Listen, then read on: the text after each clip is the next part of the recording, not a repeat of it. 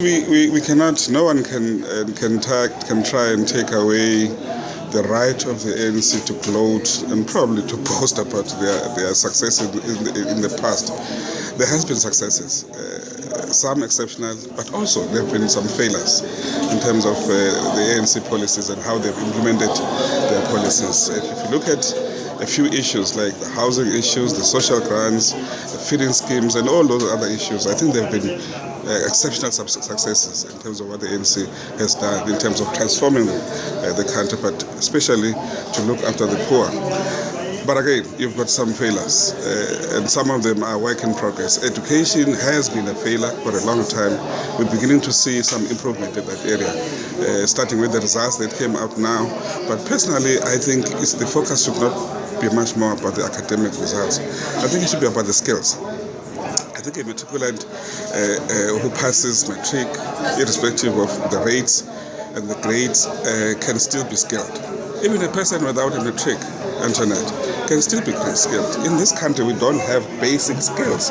We don't have good people who can do plumbing. We don't have good electricians. We don't have people who can do bricklaying. We don't have them, and we can't be talking about high skills when we don't even have basic skills. And therefore, yes, focus on education, focus on matric, focus on higher education. But I think even a person who has got a degree, if you don't have skills, you're not employable. So the skills are critical. But in terms of the job creation, this is where probably the ANC has had some difficulties. At some point, you'll remember that they had promised to create 1 million jobs, and they lost 1 million jobs within that period. But do you then blame the ANC for that? Business will say yes. You blame the ANC because of their policies, but politicians and government don't create jobs. They create an environment that is conducive for business to create jobs, and business will say, well, the labor policies of the ANC government are restrictive, and the government will say, not really. They are very flexible, and we can't take away the gains of the workers. Where I sit and where I come from, Antoinette, is that I think the ANC government has failed to focus on those people and those businesses who create jobs. The world over, we know that businesses that create jobs are small and medium-sized businesses. It's not big business.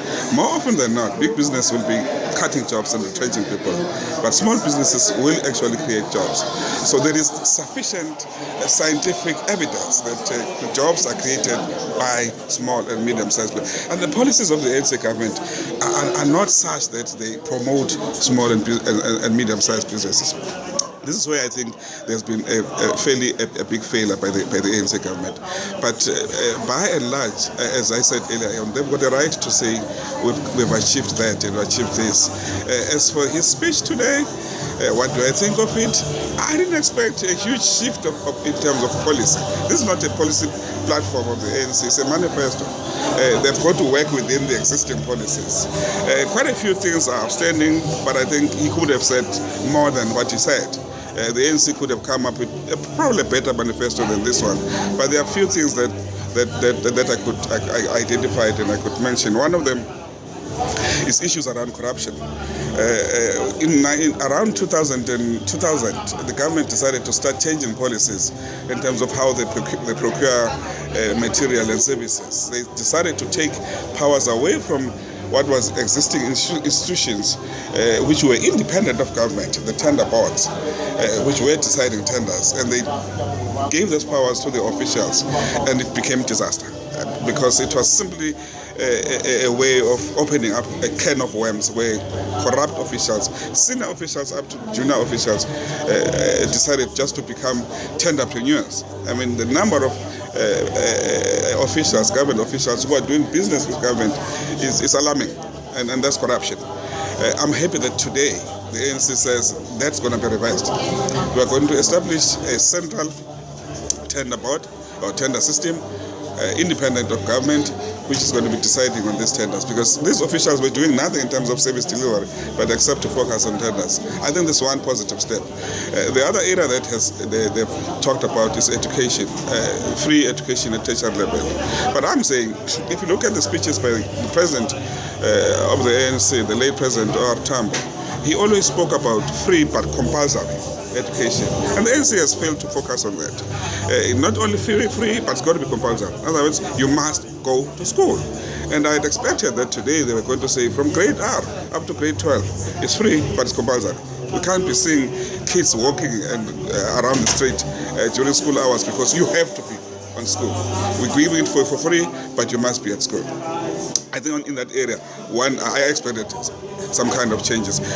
Around the land issue, I always knew that at some point the ANC will have to change the policy. And whether this is radical for now, I'm not sure. Whether it's going to be implemented the right way, I'm not sure. But he spoke about expropriation of land that is not being used, which means they're not going to be following the willing seller, the willing buyer anymore in terms of the agricultural land.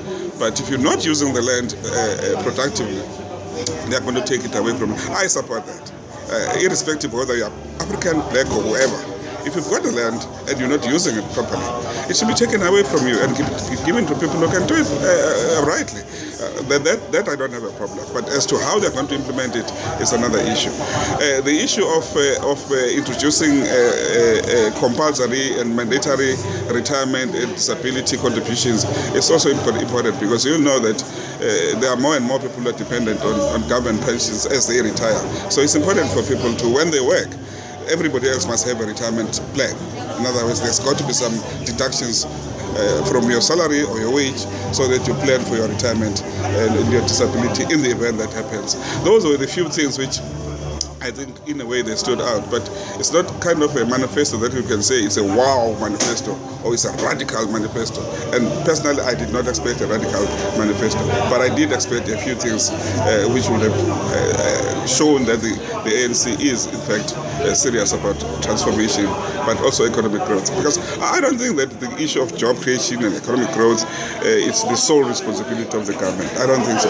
But I think the government creates an environment where everybody else can do it. And I think the small and medium size are the only ones in this case who can do better than the big ones.